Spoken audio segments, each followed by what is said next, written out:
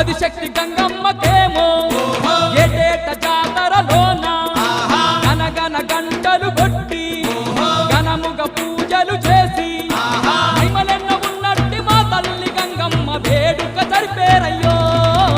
గంగమ్మ తిరునాళ్ళు రన్నో బొబ్బయ్య కోటి భక్తులురా రత్నాల గంగమ్మ మొక్కులు తీర్చగ బయలెల్లి వచ్చేరురా.